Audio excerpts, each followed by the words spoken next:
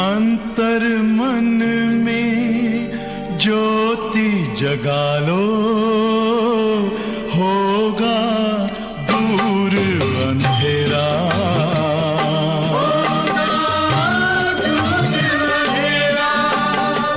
शिव का कर लो ध्यान, आ रहा पावन पुण्य सवेरा।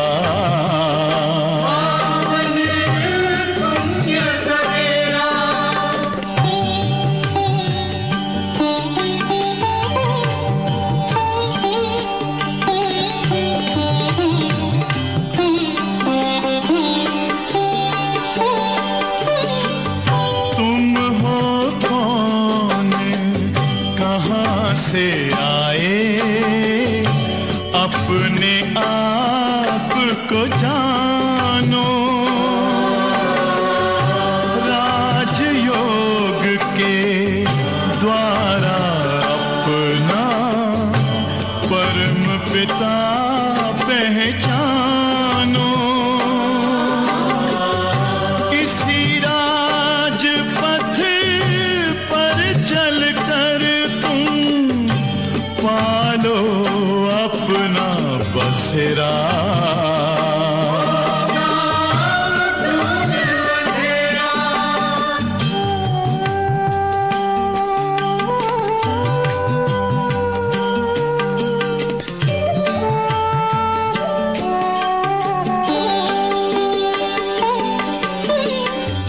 तुम हो आत्मा तन से न्यारे, परमात्मा को प्यारे। दिव्य गुणों को धारण करके योगी बनो दुलारे। ज्योति बिंदु ही तोड़ेगा ये माया का घेरा।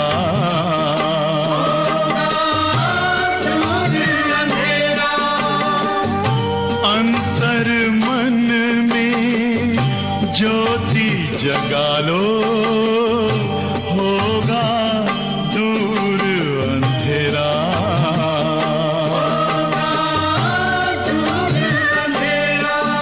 ओम शांति, ओम शांति, ओम शांति।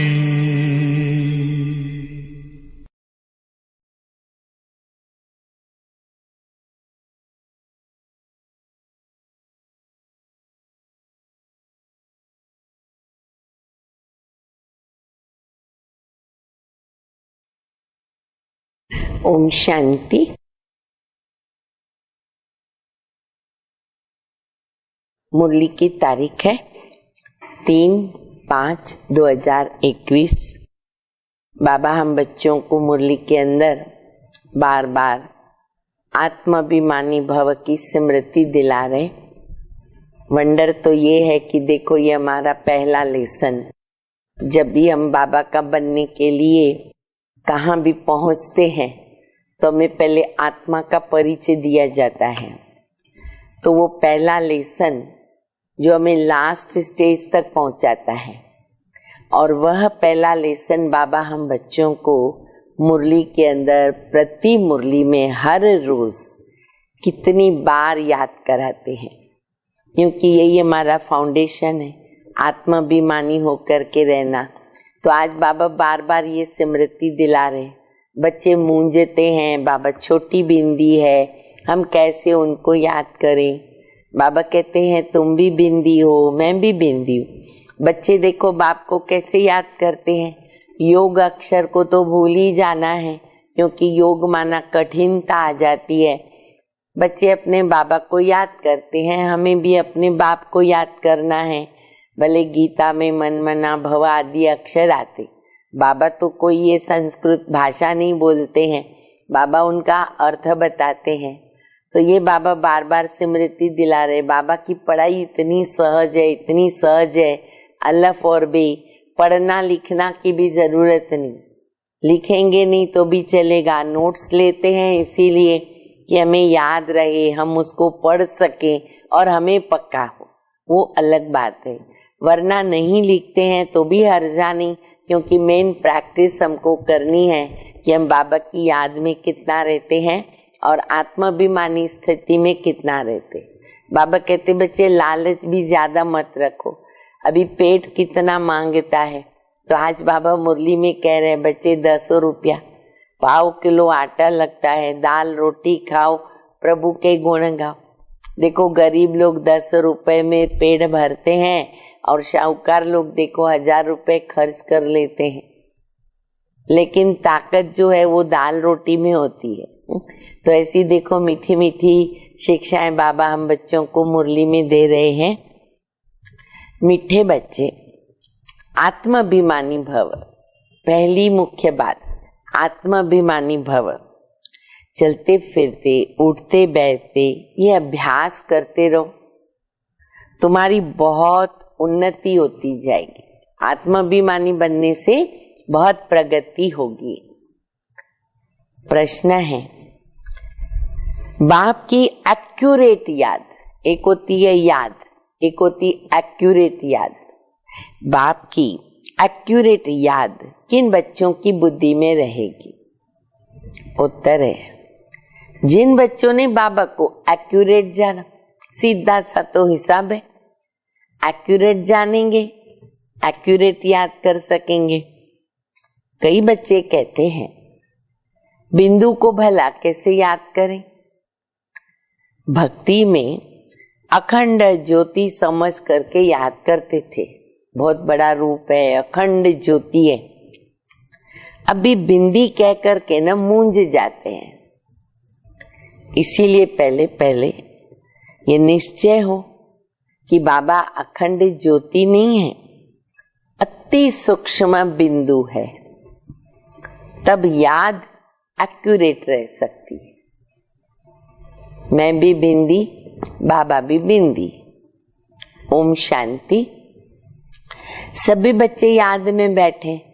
बाबा जब मुरली चलाने आते हैं, मधुबन पांडव भवन में साकार बाबा हिस्ट्री हॉल में आते रहे, तो उसके पहले तो सब बच्चे योग में रहते हैं।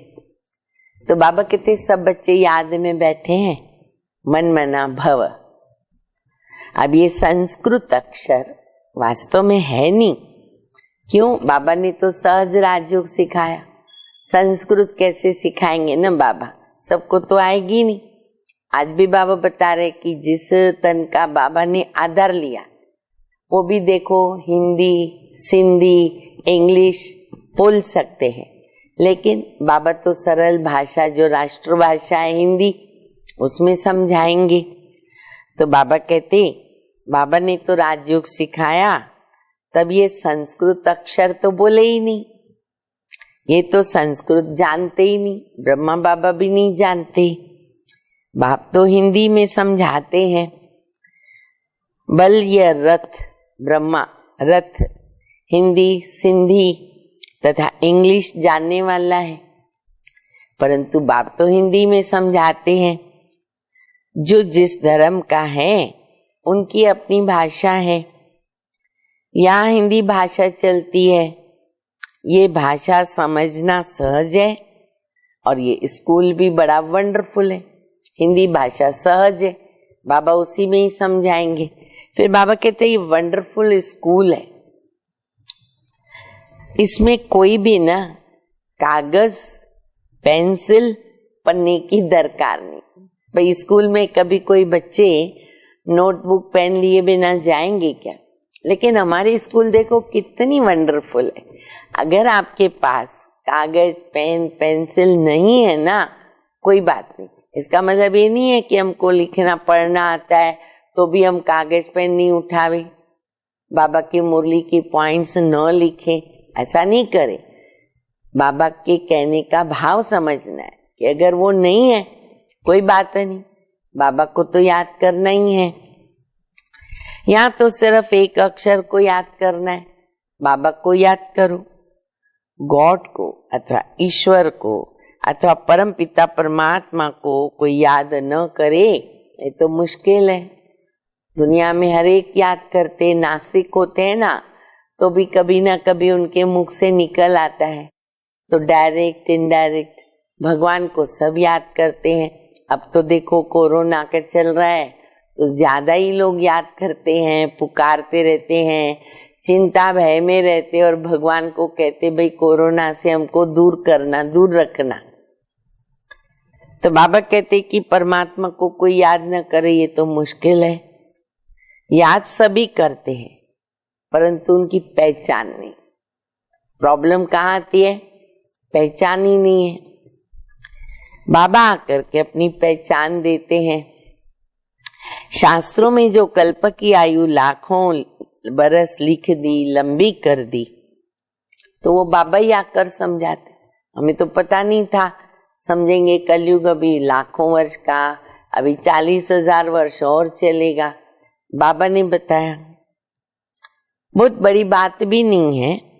अहलियाएं बुढ़ी बुढ़ी माताएं क्या समझेगी, ये तो बहुत ही सहज है, कोई छोटे बच्चे भी समझ सकते हैं। बाबा अक्षर कोई नया तो नहीं ना। हाँ, बाबा अक्षर तो हर एक बोलता है। छोटा बच्चा बाबा मम्मा पहले सीखेगा बोलना। शिव के मंदिर में जाते हैं, बुद्धि में आता है शिव बाबा है, निराकार है, सभी मनुष्य मात्र बाबा कहते हैं। हम सर्व आत्माओं का बाप एक ही है। सब जीव की आत्माएं जो शरीर में निवास करती हैं बाबा को याद करती हैं। सब धर्म वाले जो भी हैं परमपिता परमात्मा को याद तो जरूर करते, अपनी अपनी रीति करते हैं। नाम भी उनके हिसाब से अलग अलग भले रखे हैं, लेकिन बाबा कहते याद तो करते हैं ना। कोई परमात्मा कहेगा, कोई अल्लाह कहेगा, कोई गॉड फादर कहेगा, लेकिन याद तो करते ही हैं। वो है परम धाम में रहने वाला बाप। हम भी तो वहां के रहने वाले हैं, तो अब सिर्फ बाबा को याद करना है। चाहते भी है ना कि हम पावन बने, बुलाते हैं, चाहते हैं इसका प्रूफ। ये बाबा कहते बुलाते हैं। क्या बुलाते? कि हे पतित पावन आओ। नई दुनिया पावन थी और अभी पुरानी हो गई, अभी इनको तो कोई नया नहीं कहेगा ना। भारतवासी जानते हैं नए भारत में देवी देवताएं राज्य करते थे। जब नया भारत था, अच्छा तो फिर उसके आगे क्या था? फिर ऐसे बाबा कहते याद करो, नया भारत सतयुग था, तो उसके पहले क्या था? संगम युग था। अब इससे भी सहज कहना चाहिए कि नए के आगे पुराना था। संगम को मनुष्य तो इतना नहीं समझ सकते हैं, न्यू वर्ल्ड, ओल्ड वर्ल्ड, और इसके बीच में फिर संगम आ जाता है। बाप के लिए कहते हे पतित पावन आओ, आकर के हमको पावन बनाओ। हम पतित बन गए, नई दुनिया में तो कोई पुकारेंगे नहीं ना। अभी तुम्हारी समझ में आ गया है कि ये भारत पावन था। हे पतित पावन आओ, ये तो बहुत समय से बुलाते आए हैं।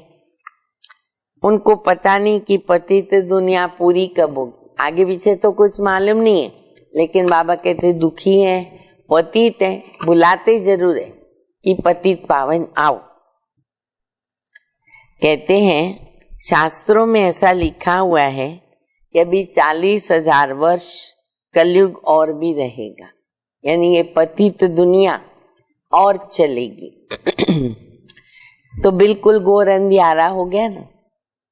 अभी तुम रोशनी में आ गए, बाप ने तुमको अब रोशनी में लाया। ये 5,000 वर्ष में सृष्टि का चक्र ही पूरा हो जाता है। अब कहाँ इतने लाखों वर्ष बोल देते और बाबा कहते सिर्फ 5,000 वर्ष, कितना फर्क हो जाता। कल की बात है, तुम राज्य करते थे, बरोबर इन लक्ष्मी नारायण का राज्य था, स्वर्ग था। पावन दुनिया में कोई उपद्रव नहीं होता है, न कोई बीमारी है, न कोई दुख है, न कोई प्रकृति की तरफ से उपद्रव होते। उपद्रव होते रावण के राज्य में। यहां तुमको बाप समझाते हैं, तुम सन्मुख कानों से सुनते हो। कौन सुनता है? आत्मा सुनती है ना। आत्मा को बड़ी खुशी होती है, हमको बाबा फिर से मिला। हो रही ना खुशी? कौन समझा रहा है, कौन ज्ञान सुना रहा है, कौन पढ़ा रहा है? स्वयं बाबा, परम पिता परमात्मा। बाप से वर्षा लिया था और अभी बाबा कहते बच्चे मुझे याद करो। अब इसमें लिखने पढ़ने की तो कोई बात ही नहीं ना। कौन से सब्जेक्ट में? याद की सब्जेक्ट में। मन से बाबा को याद करना है, बुद्धि से याद करना है, तो उसमें लिखना पढ़ना नहीं होगा तो चलेगा। जब कोई आते हैं ना, नए आते हैं ना, तो बाबा कहते हैं उनको पूछते हैं ना बच्चे, क्या पूछते हैं? हाँ, बहनें पूछती है आपका आना कैसा हुआ? तो वो कोई कहता है महात्मा से मिलने आए। और विशेष जब कोई बाबा के समय आबू में पहुंचते तो नया कोई आया, समझेंगे इनका कोई गुरु है अंदर, तो पूछेंगे क्यों आए हो? तो कहेंगे महात्मा को मिलने आए। अच्छा, क्यों मिलने आए? तुमको क्या चाहिए? क्वेश्चन दूसरा, क्या चाहिए बताओ? कोई भिक्षा चाहिए? सन्यासी हो तो रोटी टुकड़ा चाहिए। सन्यासी किसके पास जाते हैं या रास्ते में मिलते हैं तो जो रिलीजियस मनुष्य होते हैं ना, धार्मिक, यह फिर भी तो पवित्र मनुष्य तो हैं सन्यासी, तो क्या करते हैं? उनको भोजन खिलाते, और भोजन खिलाना उनको अच्छा लगता है। कोई रास्ते में जा रहे, कई लोगों की ये नेचर के अंदर होता है दान पुण्य करने का। कोई साधु सन्यासी घर से भी बाहर से गुजरा, देखा, तो कहेंगे भोजन लेके जाओ, ऐसे प्यार से खिलाते भी हैं। अभी तो पवित्रता नहीं रही है, बिल्कुल तमो प्रधान दुनिया है, इसमें बड़ी गंदगी है। मनुष्य कितना हैरान होते हैं। यहाँ तो हैरान होने की कोई बात ही नहीं है। बाबा कहते लिखने करने की भी बात। आज ये बात बाबा बार बार क्यों बता रहे? अनपढ़ लोगों को भी कोई प्रॉब्लम नहीं आवे, लिखने की बात नहीं। और याद के कनेक्शन में नहीं लिखेंगे, बाबा को याद करेंगे तो बहुत है, वो जरूरी है। फिर देखो बाबा मिसाल कितना अच्छा दे रहे। ये पॉइंट्स आदि क्यों लिखते हैं? धारण करने के, याद थोड़ी रहती है हमको, इसलिए आप तो ये समझो लिखना है, क्योंकि धारण करने में मेहनत है, माया से युद्ध है, भूल जाते हैं, पुरानी स्वभाव संस्कारों के वश होते हैं, इसीलिए फिर लिखना हमारे लिए जरूरी है। तो बाबा कहते हैं कि इसलिए लिखी जाती है। फिर बाबा मिसाल देते हैं कि जैसे डॉक्टर है, तो डॉक्टर लोगों के पास क्या होता है, कितनी दवाइयां होती है तो सब उनको याद होती है ना। एक पेशेंट आएगा, सर्दी खांसी बोलेगा, फटफट फटफट नाम लिख देगा दवाई का। दूसरा आके बोलेगा बुखार है, श्वास में तकलीफ है, ये है, उसकी अलग गोली लिखेगा। तो कितनी सारी दवाइयां उनको याद रहती है। फिर बाबा दूसरा मिसाल दे रहे हैं, जैसे बैरिस्टर है, कितनी पॉइंट्स उनकी बुद्धि में रहती है, कहाँ से आई? किताबों में पढ़ी, याद किया। तो हमें भी याद तो रखना पड़े। अगर हमको सब याद है तो लिखने का जरूरत नहीं। फिर बाबा कहते बैरिस्टर की बुद्धि में कायदे कानूनों की बातें, लॉ की बातें कितनी याद रहती, तब तो वो डिस्कस कर सकेंगे। तुमको याद करना है सिर्फ एक बात। कितना सहज कर दिया बाबा ने, एक ही बात याद करो, और वो भी बड़ी सहज। तुम कहते हो एक शिव बाबा को याद करो। वो कहते शिव बाबा कैसे आएंगे, तो यह भी तुम्हारे सिवाय ना किसको भी पता नहीं। ईश्वर कहाँ है, अगर पूछो ईश्वर कहाँ है, कहेंगे नाम रूप से न्यारा, और या तो कह देंगे सर्वव्यापी। अब दोनों बातों में ही कितना फर्क है जो उन्होंने ही बोल दिया। कहाँ नाम रूप से न्यारा और कहाँ सर्वव्यापी। रात दिन का फर्क हो गया दोनों अक्षरों में।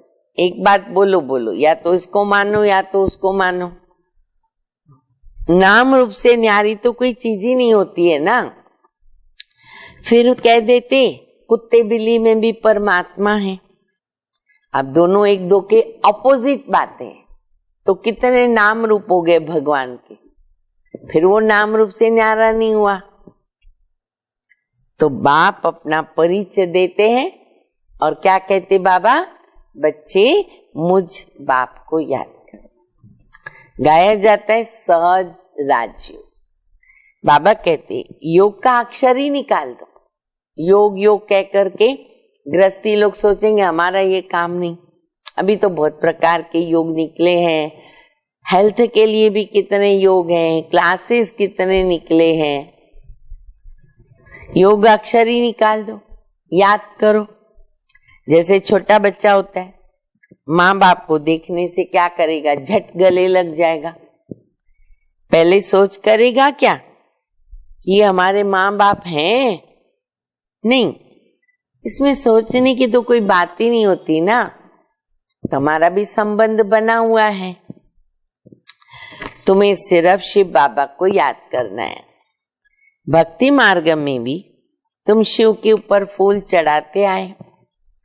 सोमनाथ का मंदिर कितना भारी बनाया हुआ है, जो बाद में मोहम्मद गजनवी ने आकर के लूटा। एक ही मंदिर का इतिहास में गायन है। अच्छा, वो भी एक बार नहीं, 17 बार कहते हैं वो लूट के गया।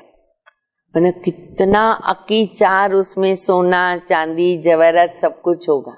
17 बार में कितना लूट के गया, और फिर और मंदिर भी बहुत थे। तो बाबा कहते हैं कि वो मोहम्मद गजनवी आके लूटा। सोमनाथ का मंदिर भारत में नामी ग्रंथ, क्योंकि शिव की पूजा वहां से शुरू होती है राजा विक्रमादित्य के द्वारा, और वो आत्मा है ब्रह्मा बाबा की। सबसे पहले शिव की पूजा होनी चाहिए। बच्चों को ये सब नॉलेज अभी बुद्धि में आई है, भले पूजा करते आए, परंतु तुमको ये तो पता ही नहीं था ना कि ये जड़ चित्र है।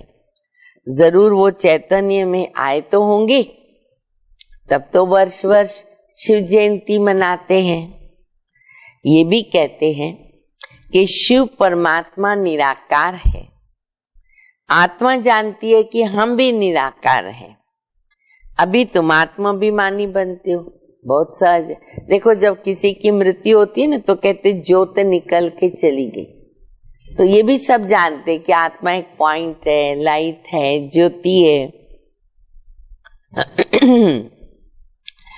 तो बाबा कहते तुम आत्माभिमानी बनते हो, बहुत सहज है। वह तो हमारा बाबा है, ज्ञान का सागर, सुख का सागर, पतित पावन, उनकी बहुत महिमा है। ब्रह्मा विष्णु शंकर की भी इतनी महिमा नहीं, किसी की भी नहीं शिव बाबा की तरह। हर बातों में सागर है बाबा। एक की महिमा गाते हैं। अब तुम बच्चे जानते हो कि बाबा आकर के हमको वर्षा दे रहे। जैसे लौकिक बाप बच्चों का लालन पालन करते हैं ना, हा? बाबा कहते लौकिक बाप बच्चों का लालन पालन करते हैं, पढ़ाते नहीं है। पढ़ाने के लिए फिर क्या करते हैं, बच्चों को स्कूल में भेज देते हैं, पढ़ाई के लिए स्कूल में जाते। अच्छा, फिर जब बड़े हो जाते, उम्र हो जाती है, तो फिर क्या करते हैं, अपना कल्याण करने के लिए गुरु करते हैं। कब करते हैं, वानप्रस्थ अवस्था में। पढ़ाई के लिए स्कूल जाते हैं, फिर वानप्रस्थ में गुरु किया जाता है। यही जीवन लोगों की चलती रहती है। आजकल तो छोटे बड़े सबको गुरु करा दे, क्योंकि मालूम है शरीर का भरोसा नहीं। यहाँ तो तुम बच्चों को कहते हैं शिव बाबा को याद करो, सबका हक है, सब मेरे बच्चे हैं। तुम्हारे में भी कोई है जो अच्छी रीत याद करते। देखो बाबा सभी बच्चों को याद करते। कई बच्चे बहुत अच्छी तरह बाबा को याद करते। आप लोग सब उसमें हो ना, कोई नहीं भी याद करते, उसमें हम नहीं है। कई कहते बाबा हम कैसे याद करें, किसको याद करें, समझता नहीं है। बिंदी को कैसे याद करें? बड़ी चीज होती है तो याद करना सहज होता है। अच्छा परमात्मा जिसको तुम याद करते हो वो क्या चीज है? तो कह देते कि अखंड ज्योति स्वरूप, पर ऐसा तो है नहीं। अखंड ज्योति को याद करना रॉन्ग हो जाता है। याद है ना एक्यूरेट चाहिए। अब ये चेकिंग करो, आज मेरी याद एक्यूरेट है, वेरीफाई करो अगर नहीं समझता है तो, पर याद एक्यूरेट करो। पहले एक्यूरेट जानना चाहिए ना बाबा को, तब तो कर सकेंगे। बाप आकर अपना परिचय देते हैं और फिर बच्चों को सारे सृष्टि के आद मध्य अंत का समाचार भी सुनाते हैं। डिटेल में भी सुनाते और नटशेल में भी सुना, दोनों बाबा बता देते। डिटेल समझना है डिटेल समझो, नहीं समझ में आता है नटशेल में शॉर्ट में समझो। अभी बाबा कहते बच्चे तुमको पावन बनना है तो उसके लिए बस एक ही रास्ता, एक ही उपाय, एक ही दवाई।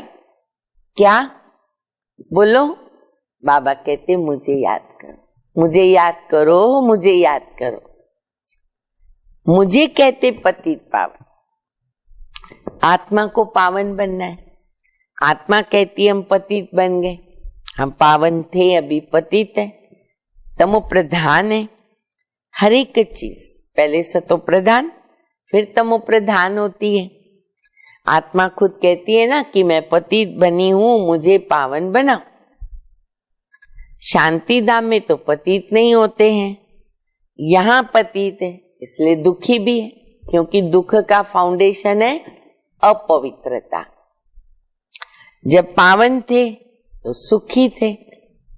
तो आत्मा ही कहती है हमको पावन बनाओ, हम दुख से छूटे जाए। सूक्ष्म में आत्मा जानती है, इसलिए कहती पतित पावन आओ, कि भाई पावन बनेंगे ना तो दुख से मुक्त हो सकेंगे।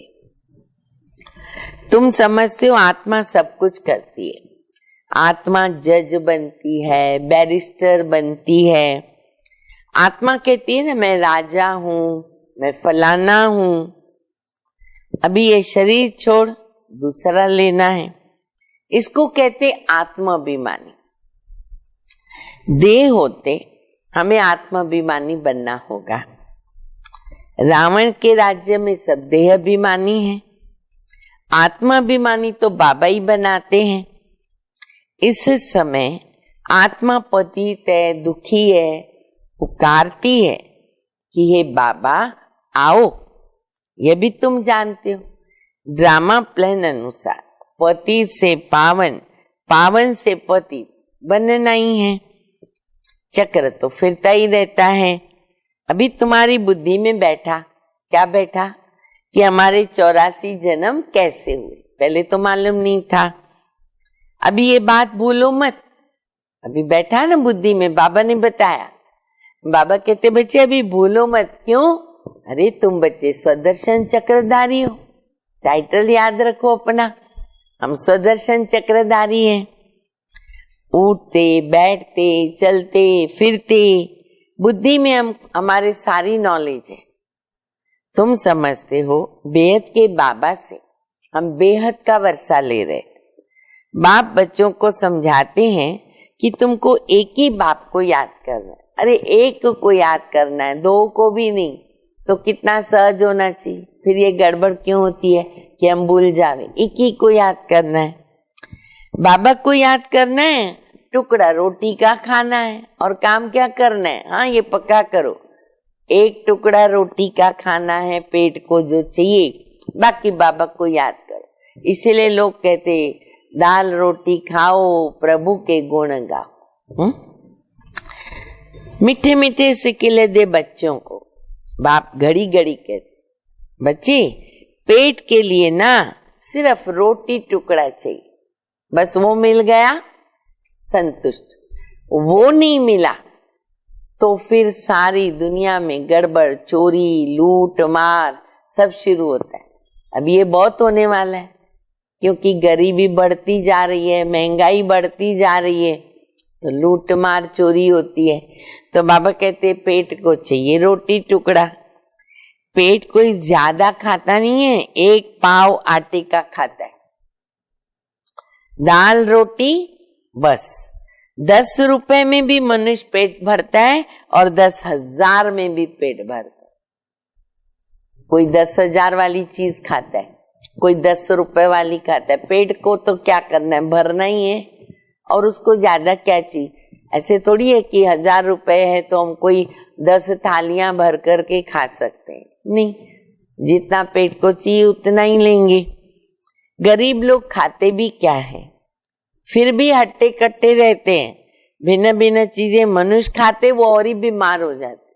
प्रैक्टिकल है ना, गरीब लोग जल्दी बीमार नहीं होते हैं, वही सादा भोजन खाते हैं, और ये वैरायटी खाने वाले क्या हो जाते हैं और ही बीमार हो जाते हैं।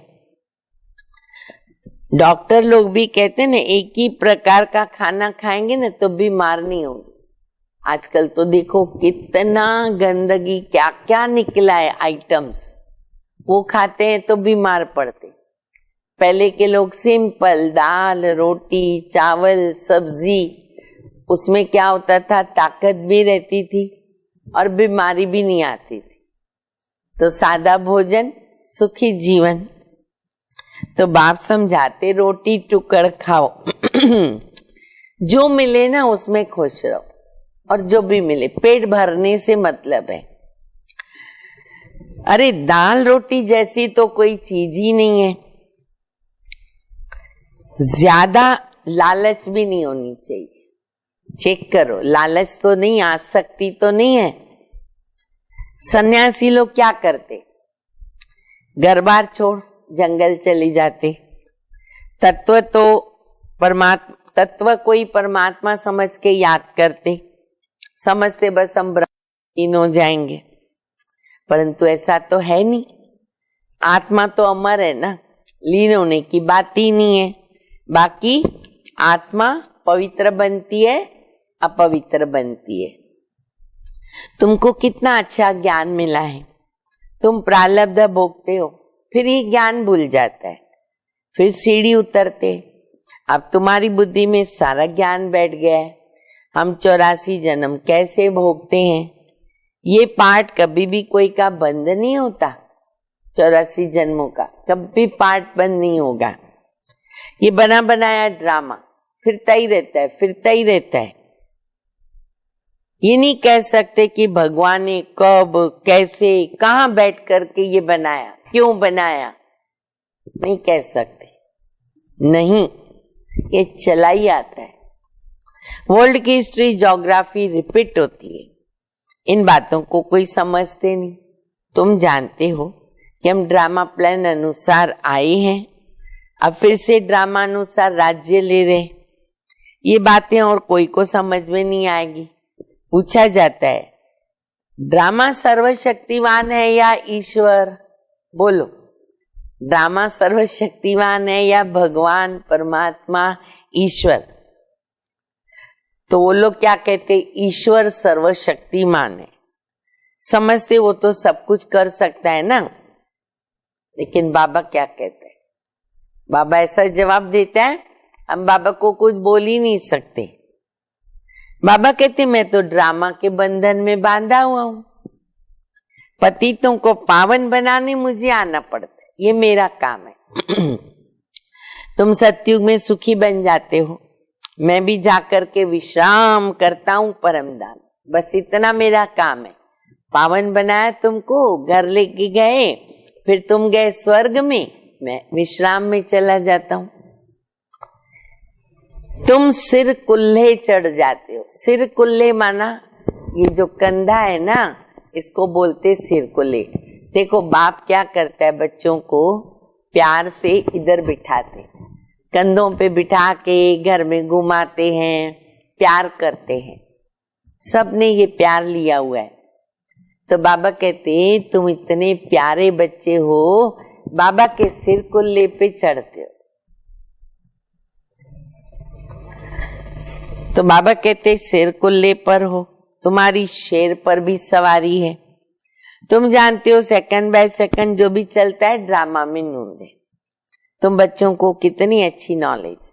तो अभी सिर्फ बाबा को वर्षे को याद करो, बस कागज पेंसिल की दरकार नहीं। किसमें? याद में। ब्रह्मा बाबा भी पढ़ते, ये तो कुछ रखते नहीं। बाबा को याद करेंगे, वर्षा मिलेगा, कितना सहज है।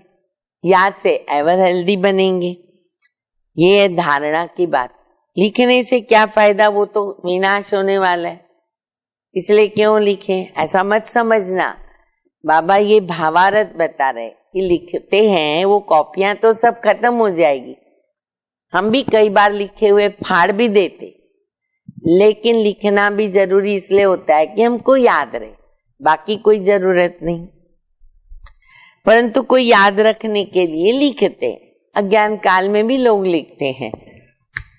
जैसे कोई बात याद करनी होती तो क्या करते, बुढ़ी बुढ़ी माताएं होती है ना पहले के जमाने में, अभी लिखते हैं, अभी तो मोबाइल में भी नोट कर देते हैं, लेकिन पहले के जमाने में माता ऐसे गांठ मारती। अच्छा, अगर 4 काम करने होते तो 4 गांठ मारेगी, 8 होंगे तो 8 मारेगी। जैसे जैसे काम होता जाएगा वो गांठ खोल देते। तो बाबा कहते गांठ बांध देते हैं, तो तुम भी गांठ बांधो। किस बात की? बाबा और वर्षे को याद करने की। फिर चेक करो, फिर वो खोल दो, टाइम हो गया भाई 10 बजे मुझे बाबा को याद करना है, 11 बजे 12 बजे, एक एक गांठ खोलते जाओ याद करके। ये बहुत सहज है। योग माना याद। कहते बाबा याद ही नहीं ठहरती योग में कैसे बैठे? देखो ये भी वंडरफुल क्वेश्चन बच्चे करते हैं। बाबा क्या कहता है, अरे लौकिक बाबा को उठते बैठते चलते फिरते याद करते हो, मैं भी तो यही कहता हूं, सिर्फ मुझे याद करो, बस तुम्हारा बेड़ा पार हो जाएगा। ठीक है, सब पक्का करो। अच्छा, मीठे मीठे सिके दे बच्चों प्रति माता पिता बाप दादा का याद प्यार, गुड मॉर्निंग। रूहानी बाप की रूहानी बच्चों को नमस्ते। हम रूहानी बच्चों की रूहानी बाप को, माता पिता बाप दादा को याद प्यार, गुड मॉर्निंग और नमस्ते। धारणा के लिए मुख्य सार है, पहला सुदर्शन चक्रधारी बन, 84 का चक्र बुद्धि में फिराते रहो। सुदर्शन चक्रधारी, बेहद बाबा को याद करके बेहद का वर्षा लेना है और पावन बनना है, पवित्र बनना है। दूसरा, किसी भी चीज की लालच नहीं रखनी है। बाबा ने कहा ना, पेट क्या मांगता है, लालच नहीं, जो मिले उसमें खुश। रोटी टुकड़ा तो खाना है और बाबा को याद करना है। वरदान, बुद्धि रूपी पांव मर्यादा की बुद्धि रूपी पांव मर्यादा की लकीर के अंदर रखने वाले मर्यादा के अंदर सर्व प्राप्ति संपन्न शक्तिशाली भव। जो बच्चे बुद्धि रूपी पांव जरा भी मर्यादा की लकीर के बाहर नहीं निकालते, वे लकी लवली बन जाते। उन्हें कभी कोई भी विघ्न, तूफान, परेशानी, उदासी नहीं आ सकती। यदि आती है तो समझना चाहिए जरूर बुद्धि रूपी पांव मर्यादा की लकीर के बाहर गए। लकीर से बाहर निकलना माना फकीर बनना। फकीर बन जाएंगे। इसलिए कभी फकीर माना मांगने वाला। फकीर क्या करते? मांगने वाला नहीं बनो, सर्व प्राप्ति संपन्न शक्तिशाली बनो।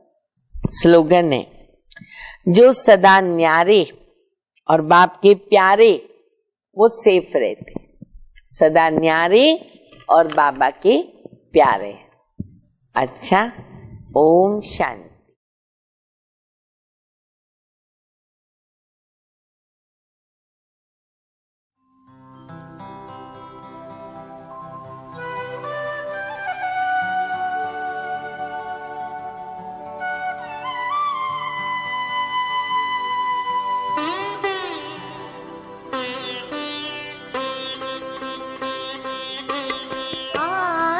चिंतन